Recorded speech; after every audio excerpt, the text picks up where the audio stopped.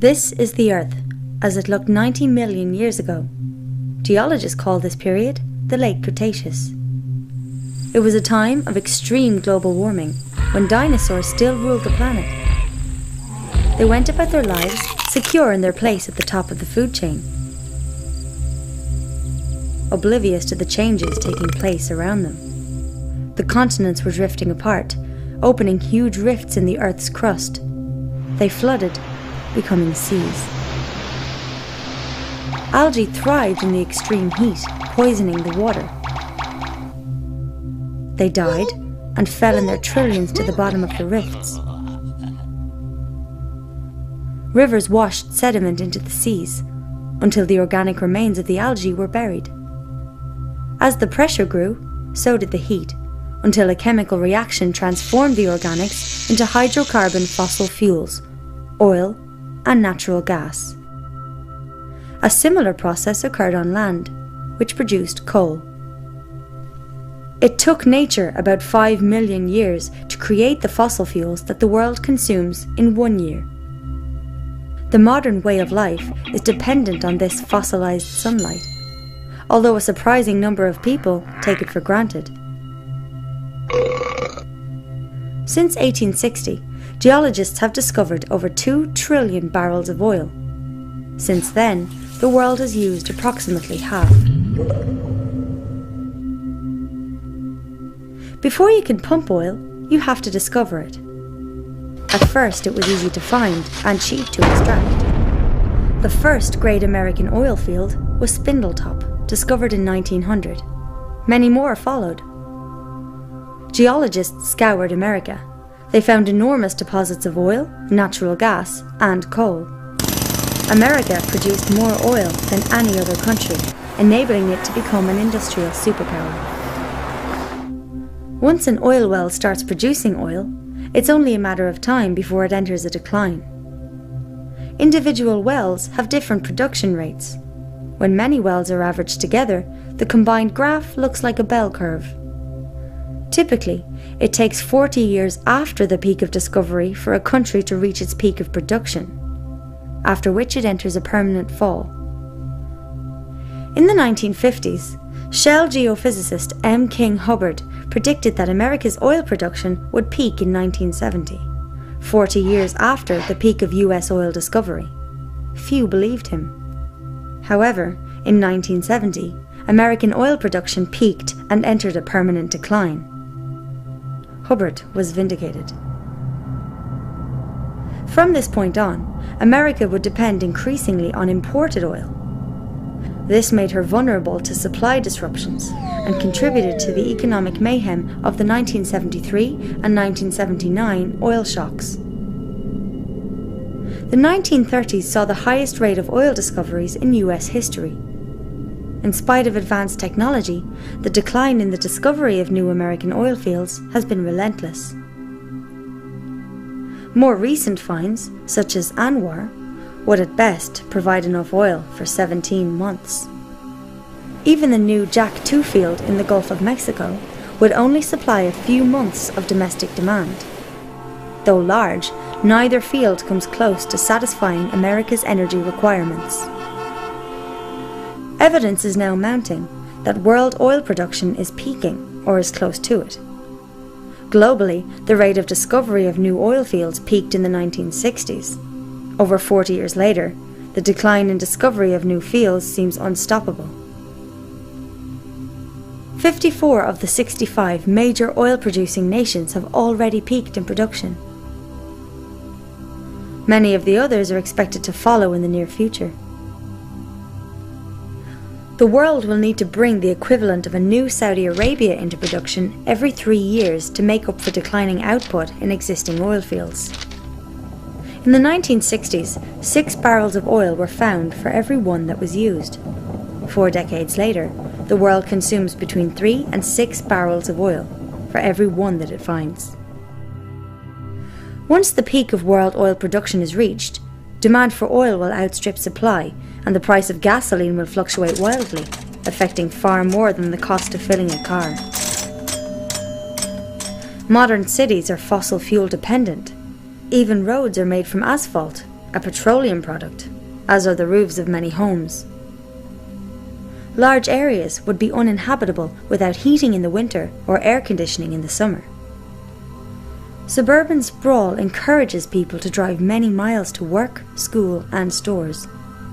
Major cities have been zoned with residential and commercial areas placed far apart, forcing people to drive. Suburbia and many communities were designed on the assumption of plentiful oil and energy. Chemicals derived from fossil fuels, or petrochemicals, are essential in the manufacture of countless products. The modern system of agriculture is heavily dependent on fossil fuels, as are hospitals, aviation, water distribution systems, and the US military, which alone uses about 140 million barrels of oil a year. Fossil fuels are also essential for the creation of plastics and polymers, key ingredients in computers, entertainment devices, and clothing. The global economy currently depends on endless growth, demanding an increasing supply of cheap energy. We are so dependent on oil and other fossil fuels that even a small disruption in supply may have far-reaching effects on every aspect of our lives.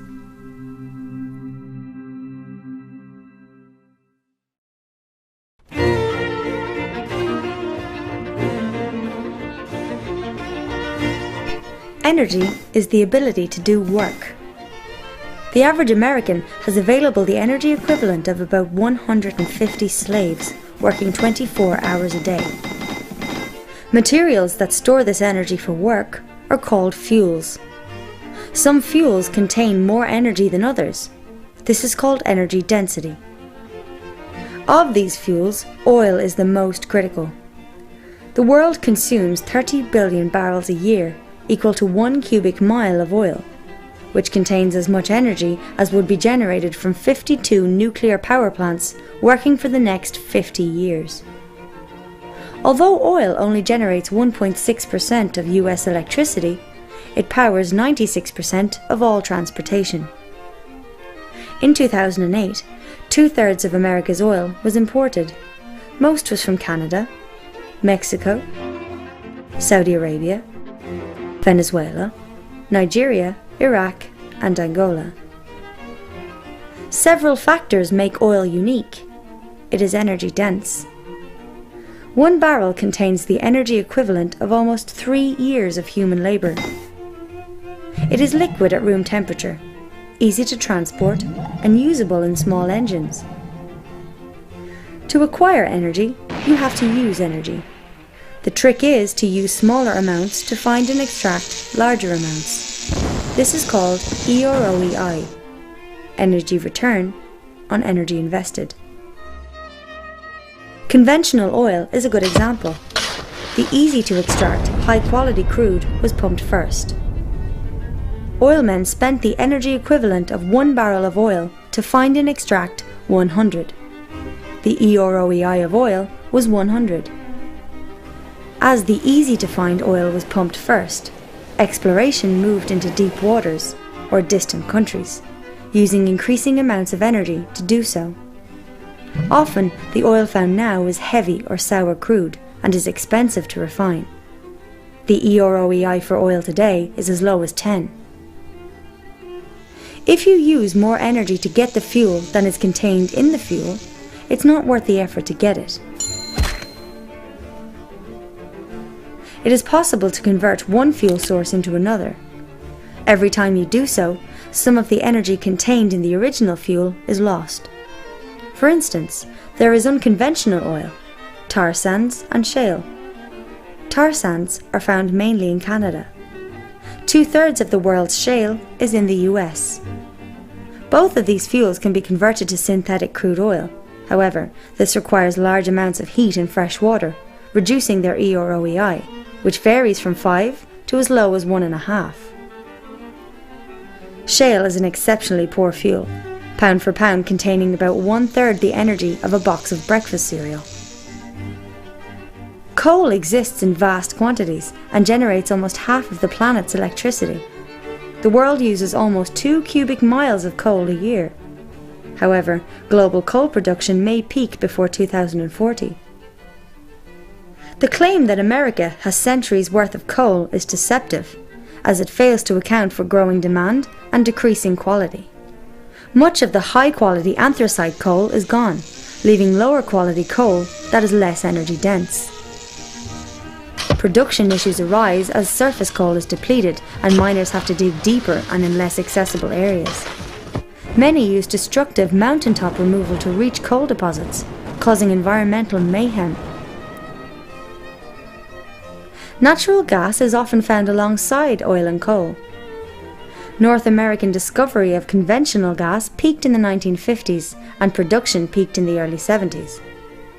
If the discovery graph is moved forward by 23 years, the possible future of North American conventional natural gas production is revealed. Recent breakthroughs have allowed the extraction of unconventional natural gas, such as shale gas, which might help offset decline in the years ahead.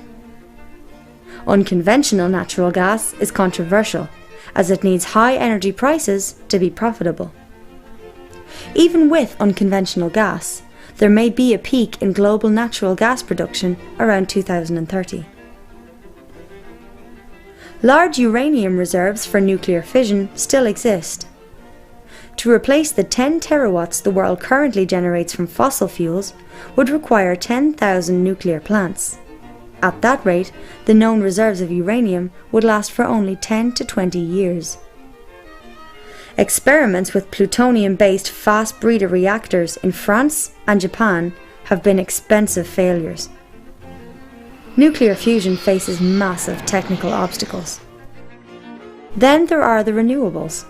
Wind power has a high EROEI, but is intermittent.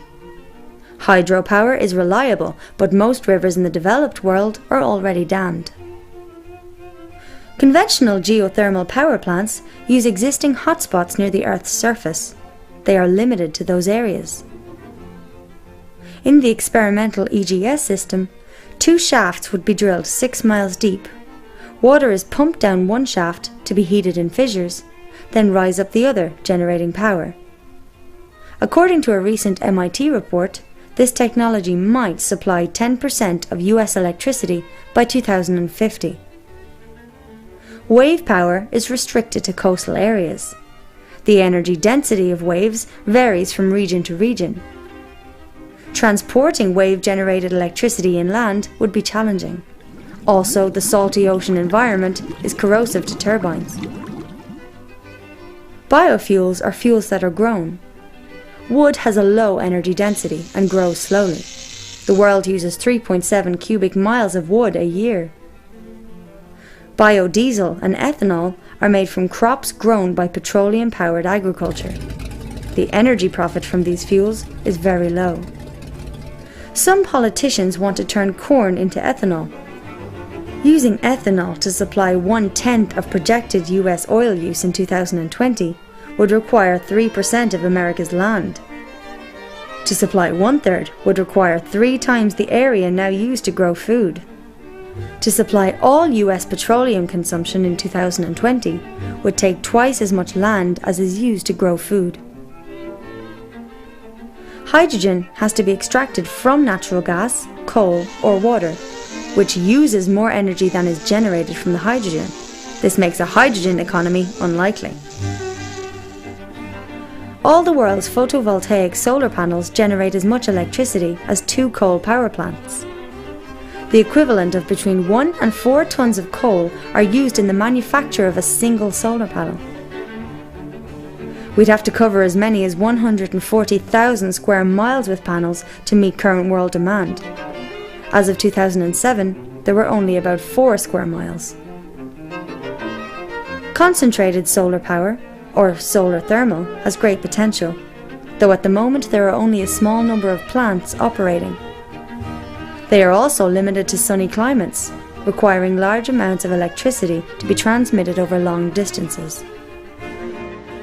All of the alternatives to oil depend on oil-powered machinery or require materials such as plastics that are produced from oil. When considering future claims of amazing new fuels or inventions, ask, does the advocate have a working commercial model of the invention? What is its energy density? Can it be stored or easily distributed? Is it reliable or intermittent? Can it be scaled to a national level?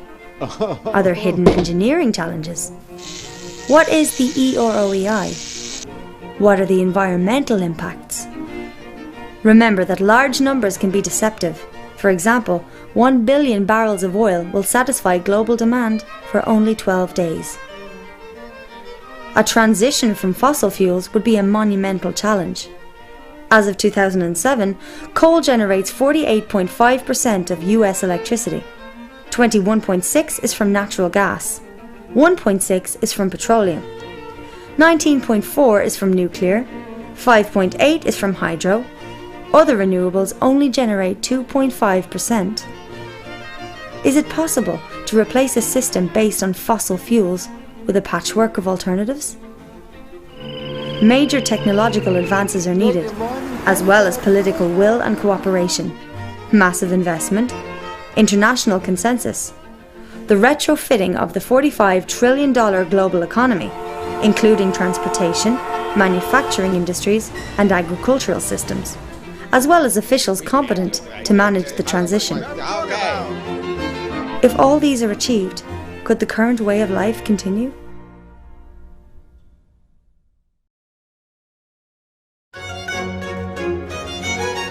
These bacteria live in a bottle. Their population doubles every minute. At 11 a.m, there is 1 bacterium. At 12 noon, the bottle is full. It is half full at 11:59, leaving only enough space for 1 more doubling. The bacteria see the danger. They search for new bottles and find 3. They assume that their problem is solved. By 12 noon, the first bottle is full. By 12:01, the second bottle is full. By 12:02, all the bottles are full. This is the problem that we face due to the doubling caused by exponential growth. When humanity began to use coal and oil as fuel sources, it experienced unprecedented growth. Even low growth rates produce large increases over time. At a 1% growth rate, an economy will double in 70 years. At 2% rate, doubles in 35 years. At a 10% growth rate, an economy will double in only 7 years. If an economy grows at the current average of 3%, it doubles every 23 years. With each doubling, demand for energy and resources will exceed all the previous doublings combined. The financial system is built on the assumption of growth, which requires an increasing supply of energy to support it. Banks lend money they don't have, in effect creating it. The borrowers use the newly created loan money to grow their businesses and pay back the debt, with an interest payment which requires more growth. Due to this creation of debt-formed money, most of the world's money represents a debt with interest to be paid. Without continual, new and ever larger generations of borrowers to produce growth and thus pay off these debts, the world economy will collapse. Like a Ponzi scheme, the system must expand or die. Partly through this debt system, the effects of economic growth have been spectacular in GDP, damming of rivers, water use, fertilizer consumption, urban population, paper consumption, motor vehicles, communications and tourism. World population has grown to 7 billion and is expected to exceed 9 billion by 2050. On a flat, infinite Earth, this might not be a problem. However, as the Earth is round and finite, we will eventually face limits to growth. Economic expansion has resulted in increases in atmospheric nitrous oxide and methane, ozone depletion, increases in great floods, damage to ocean ecosystems, including nitrogen runoff, loss of rainforest and woodland, increases in domesticated land, and species extinctions. If we place a single grain of rice on the first square of a chessboard, double this and place 2 grains on the second, double again and place 4 on the third, double again and place 8 on the fourth, and continue this way, putting on each square twice the number of grains than were on the previous one. By the time we reach the final square, we need an astronomical number of grains. 9 quintillion, 223 quadrillion, 372 trillion, 36 billion, 854,776,000 grains. More grain than the human race has grown in the last 10,000 years. Modern economies, like the grains on the chessboard, double every few decades. On which square of the chessboard are we? Besides energy, civilization demands numerous essential resources: fresh water, topsoil, food, forests, and many kinds of minerals and metals. Growth is limited by the essential resource in scarcest supply. A barrel is made of staves, and like water filling a barrel, growth can go no further than the lowest stave, or the most limited essential resource. Humans currently utilize 40% of all photosynthesis on Earth. Though it might be possible to use 80%, we are unlikely to ever use 160%.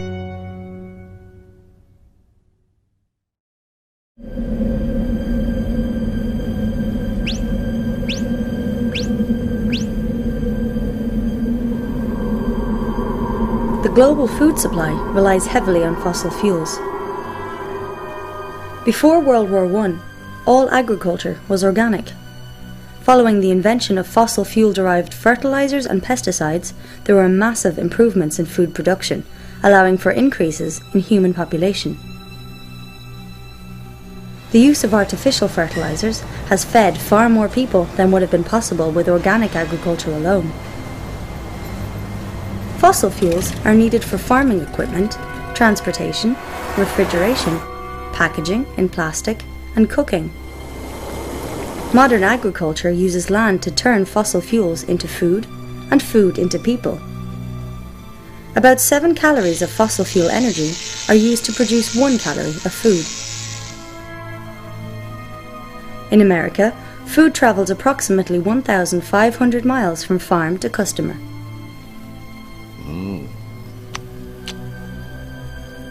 Besides fossil fuel decline, there are several threats to the current system of food production. Cheap energy, improved technology, and subsidies have allowed massive fish catches. Global fish catches peaked in the late 1980s, forcing fishermen to move into deep waters. Nitrogen runoff by fossil fuel-based fertilizers poisons rivers and seas, creating enormous dead zones. At this rate, all fish populations are projected to collapse by 2048. Acid rain from cities and industries leaches the soil of vital nutrients such as potassium, calcium, and magnesium. Another threat is a lack of water. Many farms use water pumped from underground aquifers for irrigation. The aquifers need thousands of years to fill up, but can be pumped dry in a few decades, like oil wells. America's massive Ogallala aquifer has fallen so low that many farmers have had to return to less productive dry land farming. Additionally, the use of irrigation and fertilizers can lead to salinization, the accumulation of salt in the soil. This is a major cause of desertification. Still another threat is topsoil loss.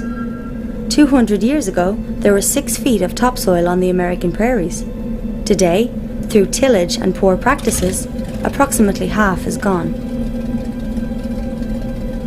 Irrigation encourages the growth of stem rust fungi like UG99, which has the potential to destroy 80% of the world's grain harvest. According to Norman Borlaug, father of the Green Revolution, stem rust has immense potential for social and human destruction. The use of biofuels means that less land will be available for food production. An area has a finite carrying capacity. This is the number of animals or people that can live there indefinitely. If a species overshoots the carrying capacity of that area, it will die back until the population returns to its natural limits. The world has avoided this die-off by finding new lands to cultivate or by increasing production, which has been possible largely thanks to oil. To continue growth, more resources are required than the Earth can provide, but no new planets are available. In the face of all these challenges, global food production must double by 2050 to feed the growing world population. 1 billion people are already malnourished or starving. There will be challenges in feeding over 9 billion in the years to come, when world oil and natural gas production will be in decline.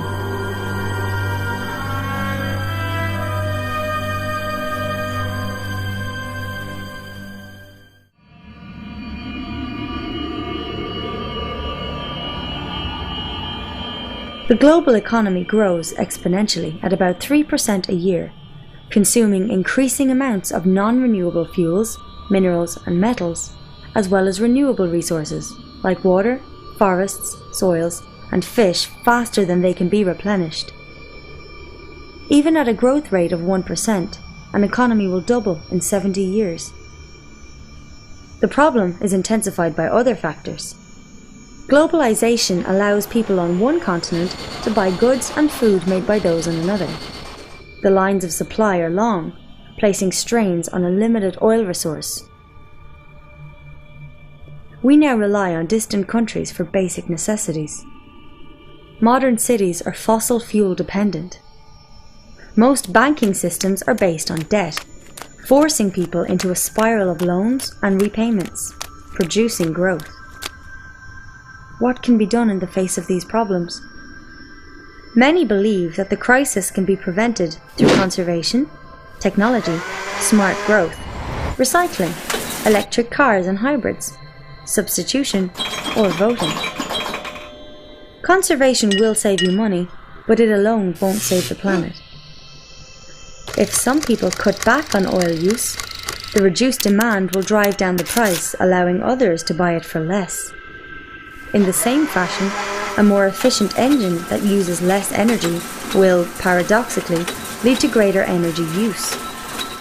In the 19th century, English economist William Stanley Jevons realized that better steam engines made coal a more cost-effective fuel source, which led to the use of more steam engines, which increased total coal consumption.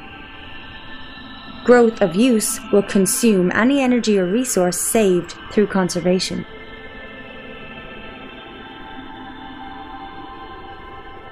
Many believe that scientists will solve these problems with new technology. However, technology is not energy. Technology can channel energy into work, but it can't replace it. It also consumes resources. For instance, computers are made with 1/10 of the energy needed to make a car. More advanced technologies may make the situation worse, as many require rare minerals, which are also approaching limits. For example, 97% of the world's rare earths are produced by China, most from a single mine in Inner Mongolia. These minerals are used in catalytic converters, aircraft engines, high-efficiency magnets and hard drives, hybrid car batteries, lasers, portable X-rays, shielding for nuclear reactors, compact discs, hybrid vehicle motors, low-energy light bulbs, fiber optics, and flat-screen displays. China has begun restricting the export of these minerals, as demand soars. So-called sustainable growth, or smart growth, won't help, as it also uses non-renewable metals and minerals in ever-increasing quantities, including rare earths. Recycling will not solve the problem, as it requires energy, and the process is not 100% efficient. It is only possible to reclaim a fraction of the material being recycled. A large portion is lost forever as waste. Electric cars run on electricity. As most power is generated from fossil fuels, this is not a solution. Also, cars of all types consume oil in their production. Each tyre alone requires about 7 gallons of petroleum. There are around 800 million cars in the world as of 2010. At current growth rates, this number would reach 2 billion by 2025. It is unlikely that the planet can support this many vehicles for long, regardless of their power source. Many economists believe that the free market will substitute one energy source with another through technological innovation. However, the main substitutes to oil face their own decline rates. Substitution also fails to account for the time needed to prepare for a transition. The US Department of Energy's Hirsch report estimates that at least 2 decades would be needed to prepare for the effects of peak oil. The issues of energy shortages, resource depletion, topsoil loss, and pollution are all symptoms of a single, larger problem: growth. As long as our financial system demands endless growth, reform is unlikely to succeed. What then will the future look like? Optimists believe that growth will continue forever, without limits. Pessimists think that we're heading towards a new Stone Age, or extinction. The truth may lie between these extremes. It is possible that society might fall back to a simpler state, one in which energy use is a lot less. This would mean a harder life for most, more manual labour, more farm work, and local production of goods, food, and services. What should a person do to prepare for such a possible future? Expect a decrease in supplies of food and goods from faraway places. Start walking or cycling. Get used to using less electricity. Get out of debt. Try to avoid banks. Instead of shopping at big box stores, support local businesses.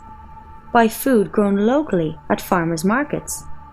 Instead of a lawn, consider gardening to grow your own food. Learn how to preserve it. Consider the use of local currencies, should the larger economy cease to function, and develop greater self-sufficiency. None of these steps will prevent collapse, but they might improve your chances in a low-energy future, one in which we will have to be more self-reliant, as our ancestors once were.